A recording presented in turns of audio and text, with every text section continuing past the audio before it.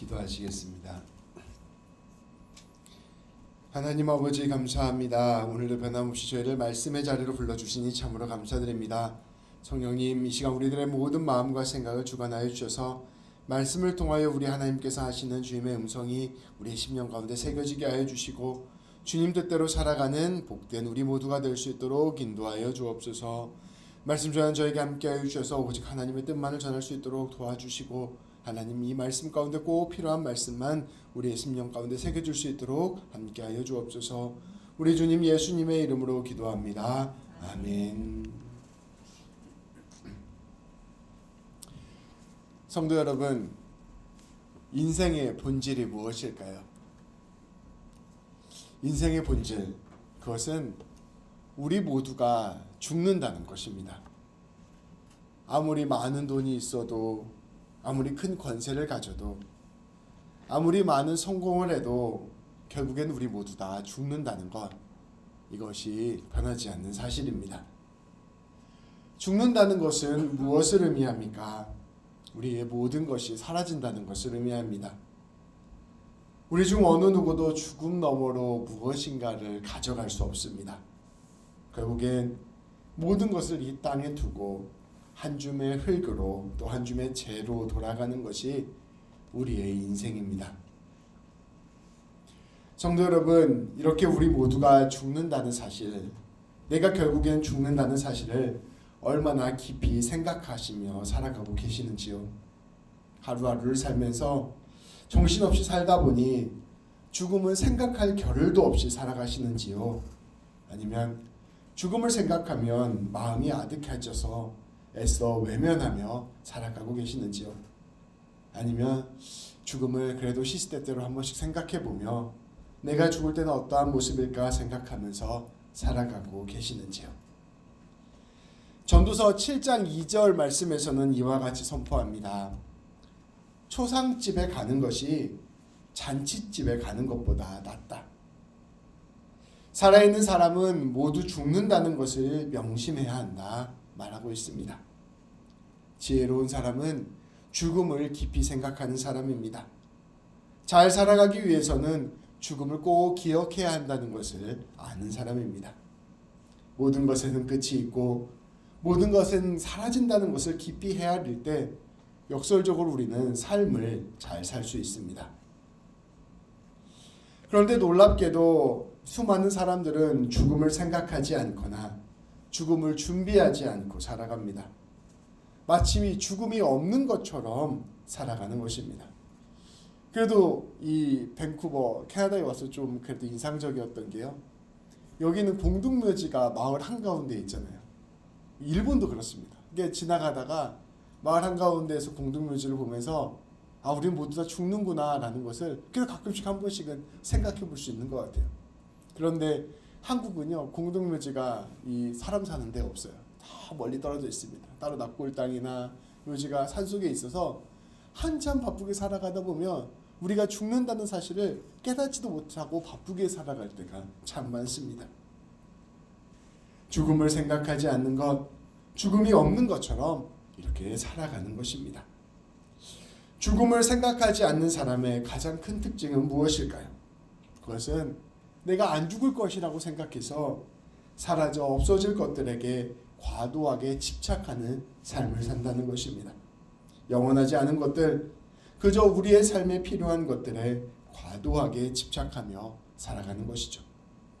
지금 이 순간을 즐기자라고 말하면서 결국 순간적인 쾌락과 즐거움, 내 먹고 사는 문제에만 온 마음을 쏟으며 살아가고 있는 것입니다. 이것은 오늘날 우리 문화의 큰 흐름이 되고 말았습니다. 왜냐하면 이 세상의 가장 중요한 가치는 사실은 소비입니다. 자본주의가 잘 돌아가기 위해서는 예전에도 말씀드렸다시피 소비가 가장 중요해요. 근데 이 소비를 더욱 추구하기 위해서는 이러한 문화가 필요합니다. 어떠한 맛있는 것을 먹을까? 어떠한 좋은 옷을 입을까? 어떤 여행을 떠날까? 얼마나 젊음을 오래 유지할까? 얼마나 즐겁고 행복한 일에 온 마음을 소비할까에 온 마음을 쏟습니다. 제가 설교 준비를 하는데요. 우연찮게 제가 여기 랭리 스타벅스에서 설교 어저께 썼었거든요. 옆에 한 아주머니 두 분이 앉으셔서 이야기를 하시는 거예요. 한 2시간 이야기 하시다 가셨습니다. 2시간 내내 제가 방금 한 이야기만 하다 갔어요. 뭐 먹을까? 어떤 옷을 입을까? 어떤 여행을 떠날까? 어떻게 모기지 받을까? 어떻게 집 살까? 어떤 주식이 오를까? 우리가 온통 우리가 가질 것, 우리가 소유할 것, 우리가 무엇을 살 것에만 온 마음을 쓰고 살아가는 것이 바로 우리의 삶의 모습이라는 것이죠. 소비하는 것이 곧 살아있는 것을 누리는 일처럼 여겨지고, 소비하는 것이 가장 잘 사는 것처럼 여겨지는 것이 바로 우리의 삶의 모습입니다. 산다는 게 무엇이냐? 네가 어떻게 하면 잘 살 수 있냐? 네가 어떻게 하면 살아있음을 누릴 수 있냐? 무엇인가를 사라. 그러면 네가 살아있음을 느낄 수 있다. 이야기하는 것이 이 시대의 문화인 것이죠. 그래서 이 시대의 신전이 어디일까요? 오늘날 이 시대의 신전은 바로 백화점입니다. 백화점에서 우리는 살아있음을 경험하고, 백화점에서 우리는 우리의 존귀함을 경험하고, 백화점에서 심지어 신성을 경험하는 것이 바로 우리 시대의 모습이라는 것이죠. 죽음은 어찌할 수 없는 일이니 오늘 하루 잘 살자. 그러기 위해서 너는 소비해야 한다 말하는 것이 오늘날 문화입니다. 그리고 그런 문화 속에서 이 자본주의는 날마다 성장하고 있는 것이죠. 그런데 문제는 우리가 그러한 문화 속에서, 그러한 소비 속에서 참된 만족을 누리고 참된 행복을 누리고 참된 의미를 찾는가입니다. 우리가 이러한 것들을 통하여 정말로 삶을 진실로 살아낼 수 있는가, 우리 스스로 묻게 된다는 것입니다. 정말로 네가 소비를 잘하며 많은 것을 가지면 너가 정말 너의 인생이 살아있음을 느끼느냐, 그것이 정말 너의 인생을 오롯이 굳게 서게 하느냐, 우리 자신 스스로 묻게 된다는 것입니다. 정말 맛있는 것을 먹으면, 좋은 옷을 입으면 그것이 전부일까요? 정말로 좋은 차를 타고 좋은 집에서 살면 그것이 우리의 삶의 참 만족이 될까요? 정말로 사람들에게 성공하고 인정받고 많은 돈을 벌면 그것이 우리를 참된 기쁨으로 인도할까요? 심지어 우리가 좋은 가정을 이루고 예쁜 자녀들을 낳고 가족들과 함께 행복한 시간들을 보내면 우리는 그것으로 참된 만족을 이룰 수 있을까요? 그것들에게 우리의 죽음을 넘어서는 힘이 있을까요? 말씀은 우리에게 그것을 묻고 있는 것입니다. 정말로 그러면 너 잘 살 수 있냐? 정말로 그러면 네가 살아있음이라고 이야기할 수 있냐? 묻고 있는 것입니다. 우리가 예수님을 믿는다는 것, 특별히 예수님의 십자가 죽음 앞에 선다는 것은 그 질문을 우리 스스로에게 한다는 것을 의미합니다. 예수님의 죽음을 둘러싸고 많은 사람들이 있었습니다. 빌라도, 헤롯 왕, 대제사장들, 서기관들, 로마 군사들, 심지어 제자들까지 예수님의 죽음에 관여한 사람들이었습니다.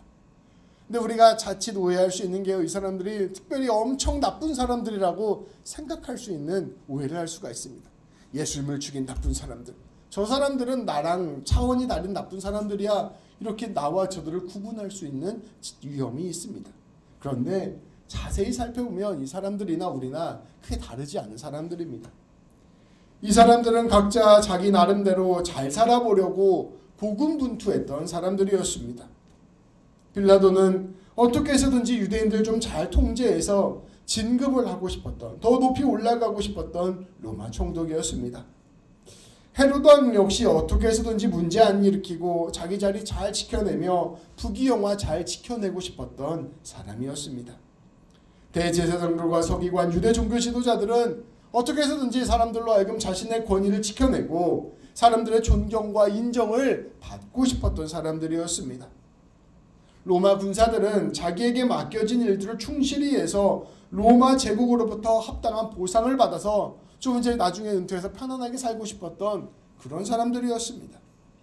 제자들 역시 예수님 따라다니며 예수님께서 세우시는 그 나라에서 영광 좀 얻어보고 싶었던 사람들이었습니다. 모두가 어떻게 해서든지 좀 인생 좀 잘 살아보려고 했던 사람들이었던 것입니다. 어떻게 해서든지 삶을 좀 부귀영화로 이끌어보고 싶었던 사람들이었습니다. 내가 나중에 죽을 때 죽더라도 내가 지금 나에게 주어진 이 인생 한번 괜찮아 보이는 인생, 좀 행복한 인생, 잘 먹고 잘 사는 인생으로 살아보려고 애썼던 사람들이 바로 예수님 주변에 있었던 사람들이었습니다. 그런데 이 사람들의 인생을 한번 살펴보시기 바랍니다. 그렇게 잘 살아보려고 발버둥친 삶, 어떻게 해서든지 내 인생 한번 내 힘으로 오롯이 세워보려고 했던 그 삶들이 결국엔 예수님을 죽이는 삶이 되었습니다. 높은 곳에 올라가려고 자기 것을 지켜보려고 애쓰던 그 삶이 결국 엄청난 죄악을 짓는 삶이 되고 만 것입니다. 다시 말하면 생명을 살리는 삶이 아니라 생명을 죽이는 삶이 되고 말았습니다. 죽음을 기억하지 않고 그저 삶밖에 없다고 생각하며 자기 힘으로 살아보겠다고 애쓰는 삶은 이처럼 아무런 열매를 맺지 못할 뿐만 아니라 오히려 다른 사람을 죽일 수도 있다는 비정한 현실, 비정한 세상의 법칙들을 우리에게 말씀은 보여주고 있는 것입니다. 이것을 오늘날 우리에게 적용해 보아도 마찬가지입니다. 성도 여러분, 우리가 우리의 삶을 아무리 스스로 잘 살아보려고 애써 보아도 결국엔 우리는 아무런 열매도 얻지 못할 것입니다. 아무리 성공해도, 아무리 맛있는 것을 먹어도, 아무리 높은 권세를 얻어도, 아무리 승리해도 결국 우리는 우리의 삶을 우리의 것으로 스스로 얻어낼 수 없다는 것입니다. 우리가 우리의 것을 움켜쥐는 삶을 집중해서 살아간다면, 그래서 어떻게 해서든 내 인생 한번 잘 살아보겠다고 바둥거리면 결국 우리는 모든 것을 잃게 될 것이요, 결국 죽는 그 순간을 피할 수 없게 될 것입니다. 그런데 우리 예수님의 삶은 어떠한 삶이었을까요? 우리 예수님은 죽음을 기억하는 삶을 사셨습니다. 그런데 놀랍게도 자기 자신의 죽음만을 생각하는 삶이 아니라 모든 피조물들의 죽음을 생각하는 사람이었습니다. 윤동주 시인의 시 구절처럼 모든 죽어가는 것들을 사랑하는 삶이었습니다. 보통 사람은 내가 죽는다는 것을 알아요. 근데 이 죽음을 외면하고 어떻게 해서든지 지금 내가 살아있는 이 인생 잘 살아보겠다고 바둥치다가 어느 순간 죽음을 맞닥뜨리는 그런 삶을 살게 됩니다. 심지어는 그렇게 내 인생 막 집중해서 살다가 수많은 피조물들을, 생명들을 죽이는 일에 관여하는 삶을 살다가 자기 죽음까지도 맞이하는 삶을 살게 된다는 것입니다. 그런데 우리 예수님께서는 당신의 죽음을 기억하셨을 뿐만 아니라 모든 피조물들이 죽는다는 사실을 기억하시고 자신의 모든 삶을 이 죽어가는 것들을 살리는 삶으로 바꾸시는 놀라운 삶을 사셨습니다. 다시 말하면 예수님께서는 자신의 생명을 남에게 내어주는 삶을 사셨습니다. 죽음이 지배하는 세상 속에서 나 스스로 발버둥치며 살아가는 것이 아니라, 혹은 죽음을 외면하고 마치 죽음이 없는 것처럼 지금의 삶을 소비하는 데 급급하며 살아가는 삶이 아니라 자신의 생명을 다른 이에게 선물로 내어주며 죽어가는 것을 살리는 삶을 선택하신 것입니다. 모든 세상의 질서와는 정반대의 길을 우리에게 보여주셨습니다. 성도 여러분, 여기에 엄청난 생명과 죽음의 비밀이 있습니다. 여기에 말씀이 우리에게 가르쳐주시는 감추어진 놀라운 비밀이 있습니다. 죽음은 스스로 살아보겠다고 하는 사람의 숙명과 같은 것입니다. 나 자신에게 모든 것이 집중된 사람, 내 삶에 모든 것이 집중된 사람은 결국 죽음을 숙명으로 맞이합니다. 이러한 사람은 죽음을 피할 길이 없습니다. 심지어 자기만 죽는 것을 넘어서서 다른 이들도 죽이는 삶을 살아갑니다. 그런데 생명은 이와 반대입니다.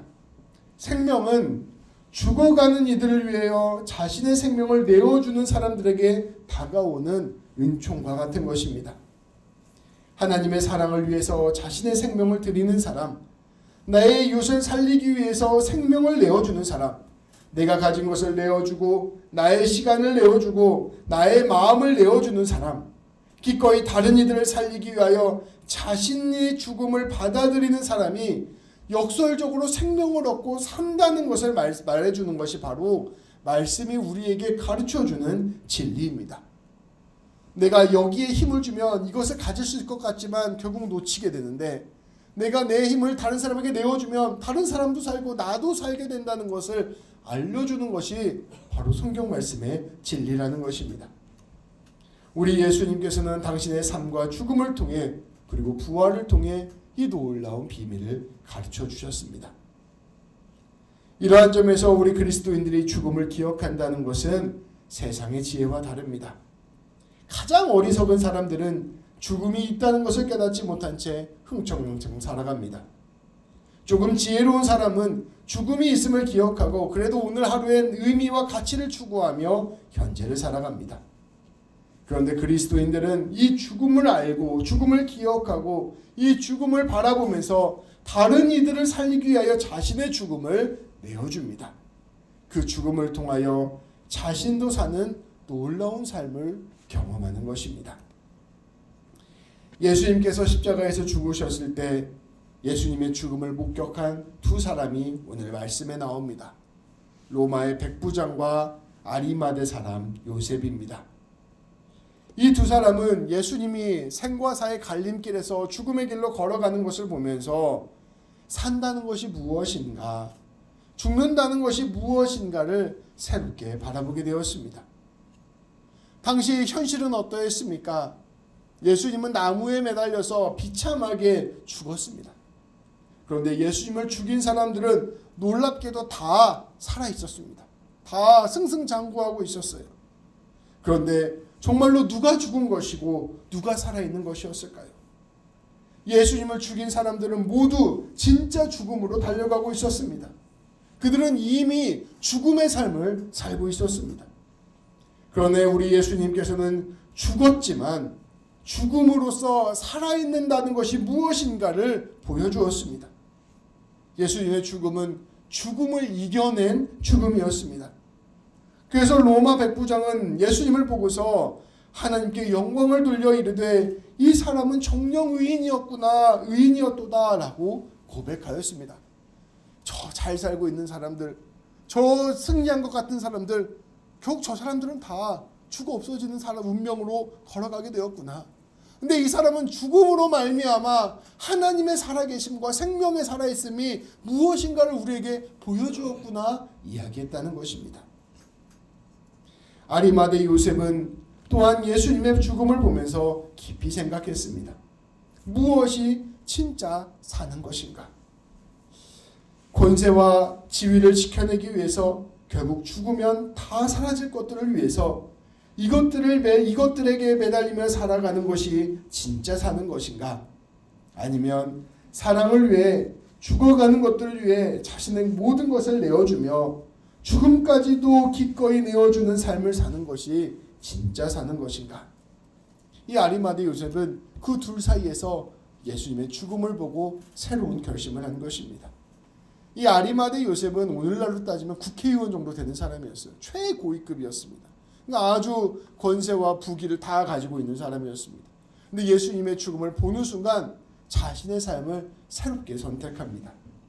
이 아리마대 요셉은 이제 두려움을 이겨내고 용기를 내어 사랑의 길로 걸어간 것입니다. 이 요셉은 빌라도를 찾아갑니다. 당대에는 십자가에 이렇게 매달려 죽잖아요. 그럼 이 사람 시체를 수습하지 않았어요. 장례를 드리지 않았습니다. 그럼 어떻게 했냐? 이 시체를 매달아 놓거나 아니면 그 시체를 끄집어 내려가지고 바로 뒤에다 버려서 지나가는 들짐승들이나 새가 먹게 했습니다. 그래서 그게 좌절로 없어지도록 했어요. 그렇게 해서 이 사람의 가장 비참한 최후를 사람들에게 전시했습니다. 죽은 사람의 시체, 이 사람은 장례를 치러줄 가치도 없는 로마의 제국의 반기를 든 사람의 시체이기 때문에 이것은 치워줄 필요가 없다 생각한 것입니다. 온 세상의 죽음을 전시해서 로마 제국의 권세에 충성하라. 이 죽음을 똑똑히 보고 네가 정말로 살고 싶으면 로마의 법을 따라야 한다. 겁박한 것입니다. 그러니까 사람들이 죽음을 두려워하잖아요. 그러니까 그 죽음을 직면하게 하면서 너가 이렇게 안 죽고 싶으면 네 인생은 내 뜻대로 살아야 된다라고 로마 제국이 말해왔다는 것입니다. 그런데 요셉은 예수님의 죽음을 보면서 진짜 사는 것이 무엇인가를 깨달았습니다. 그래서 이 제국의 뜻에 정면으로 부딪혔습니다. 빌라도를 찾아갑니다. 예수님의 시체를 달라, 내가 그를 장례하겠다 선언했습니다. 이것은 내가 예수님의 사람이라는 것을 온 세상에 알리는 일이었습니다. 내가 로마 제국에 반대되는 마음이 있다는 것을 폭로하는, 드러내는 일이었습니다. 다시 말하면 이제껏 자기가 가졌던 모든 사회적인 기득권을 잃고 사회적으로 죽는 일을 감수하는 일이었습니다. 그런데 이 아리마대 요셉은 이 자신의 이러한 사회적인 죽음을 받아들이면서 사랑의 길, 의로움의 길을 선택하였습니다. 그래서 요셉은 진짜 사는 생명의 삶을 걷게 된 것입니다. 예수님의 이야기는 모두가 알다시피 부활의 이야기로 끝이 납니다. 하나님께서 십자가의 길이 참 생명의 길이라는 것을 예수님의 부활로 명백하게 선포하셨습니다. 우리는 이제 그 부활을 믿는 사람들, 곧 그리스도인이 되었습니다. 부활을 믿는다는 것은 죽어가는 이들을 위해서 자신의 생명을 내어주는 삶이 죽음을 넘어서는 삶이라는 것을 믿는다는 것입니다. 우리 예수님께서는 이것을 아주 쉬운 비유로 설명하셨어요. 밀알이 그대로 있으면 그대로 아무런 열매도 맺지 못하고 그대로 썩어 없어지지만, 그대로 죽어 없어지지만, 밀알이 자신을 기꺼이 내어주면 그 밀알은 싹을 틔워서 30배, 60배, 100배의 열매를 맺는다. 네가 스스로 잘 살아보려고 했으면, 네가 어떻게 해서든 네 인생 살아보겠다고 느끼기를 원해서 많은 것들 소유하고 많은 것들 쟁취해서 높은 자리로 올라가려고 했으면, 그래서 어떻게 해서든지 내가 내 인생 살아있음을 네 방식대로 느끼고자 애쓰면 그저 네 삶은 허무하여 썩어 없어지는 삶, 죄악으로 무너져버리는 삶이 될 것이다. 그러나 네가 어떠한 자리에 있든지 사랑을 위하여 기꺼이 죽는 길로 너의 자신을 내어주면, 네가 다른 이들을 살리기 위해서 죽음의 길을 걸어가는 것을, 그 삶을 선택하면 너는 놀랍게도 생명을 피우는 삶, 다른 이들도 살리고 너 자신도 사는 삶을 살게 될 것이다 라고 우리 예수님께서는 말씀해 주신다는 것입니다. 주님께서 자신을 내어주셔서 생명을 피우셨다는 것을 알고 우리 주님이 우리를 사랑하신 것처럼 우리도 우리 이웃을 사랑하겠다고 고백하며 나아가는 것, 그것이 바로 그리스도인들의 삶입니다. 성도 여러분, 이 놀라운 성경의 비밀은 우리의 본능, 우리의 본성과 거스르는 비밀입니다. 우리는 우리가 가진 무언가를 움켜쥘 때 살아있을 수 있을 것이라고 생각하는 본성이 있습니다. 그래서 그 길로 걸어갈 때 만족감을 얻는 것이죠. 근데 성경은 그 본성과 반대로 네가 다른 이들을 살리기 위해서도 자신을 내어주면 네가 살 것이다 라고 말하는 놀라운 이야기를 합니다. 그 두 개의 길을 놓고서 너의 본성을 따라가지 말고 내 말을 신뢰하고 나를 또 따라오라 말씀하시는 것이 우리 주님의 음성입니다. 귀한 성도 여러분, 믿음이라는 것은 무엇일까요? 믿음이라는 것은 우리 예수님 믿으면 내가 원하는 그 소비하는 것 더 많이 주님께서 채워주실 것이다. 예수님 믿으면 하나님이 나에게 집도 주고 차도 주고 내 인생 승승장구해서 내 이름 높여줄 것이다 라고 믿는 것, 이게 믿음이 아닙니다. 이거 성경이 말하는 믿음이 아니에요. 믿음이라는 것은 주님, 내가 이 길로 가면 죽을 것 같고 이 길로 가면 죽을 것 같고 이 길로 가면 살 것 같은데 주님의 말씀을 믿어서 내가 주님이 말씀하는 길로 가겠습니다 라고 말하는 것이 믿음입니다. 그래서 내가 죽는 길로 걸어가지만 놀랍게도 그 가운데서 생명의 삶을 경험하는 것이 바로 믿음인 것입니다. 세상은 우리에게 선포합니다. 너 자신을 위해 살아라. 네가 좋아하는 것을 찾아라. 너를 위해서 네 자신의 삶을 풍성하게 해라 이야기합니다. 근데 그건 다시 말하면 이런 뜻이에요. 너 자신을 위해서 돈을 써라. 너 자신을 위해서 소비하라는 것입니다. 그러나 나를 위한 삶, 나를 위해서 소비하는 삶의 끝에는 결국 아무것도 남지 않을 것입니다. 집에 산처럼 쌓여있는 쓰레기들만 남을 거예요. 그러나 우리 주님께서 우리에게 선포하십니다. 하나님을 위해서 너의 이웃을 위해서 사랑하는 삶을 살아라. 사랑을 위해서 너 자신을 내어주어라. 심지어 너의 죽음까지도 내어주어라. 네가 그렇게 살아가면 영원한 생명을 얻을 뿐만 아니라 하늘의 복과 영광을 누리게 될 것이고 너를 통하여 수많은 사람들이 살아나게 될 것이다. 내 안에 하나님이 역사할 것이다. 우리 모든 성도님들이 이것을 알고 믿고 실천하고 또 그 삶을 통하여 경험하고 그것을 통해서 하나님의 살아계심과 역사하심을 나누게 되는 놀라운 일들이 일어나기를 우리 주님의 이름으로 축복합니다. 기도하시겠습니다. 하나님, 우리 인생 가운데 어떻게 살아가는 것이 진실로 잘 사는 길인가? 어떻게 살아가는 것이 우리의 삶을 의미 있게 살아가는 것인가? 더 나아가서 어떻게 살아가는 것이 진짜 사는 것인가를 말씀을 통하여 보게 하여 주시니 참으로 감사드립니다. 하나님, 우리는 조금 더 많이 갖고 조금 더 안정된 삶을 살고 조금 더 유명한 사람이 되고 조금 더 우리가 높아지면 그것이 우리의 인생을 잘 사는 길이요 내 살아있음을 느끼게 되는 일이라 생각하는 마음의 본능이 있음을 고백합니다. 하나님, 우리가 그래서 날마다 그것들 더 갖고자 한 걸음 한 걸음 달려가는 모습이 우리의 삶의 현실임을 아버지 고백합니다. 그러한 우리들에게 예수 그리스도의 십자가를 보게 하여 주시니 참으로 감사드립니다. 역설적으로 우리가 진실로 잘 사는 길은 우리의 삶을 위하여 우리가 움켜쥐는 것이 아니라 우리의 삶을 죽어가는 모든 것들을 위하여 내어주는 삶을 사는 것이라는 것을 깨닫게 하여 주시니 참으로 감사드립니다.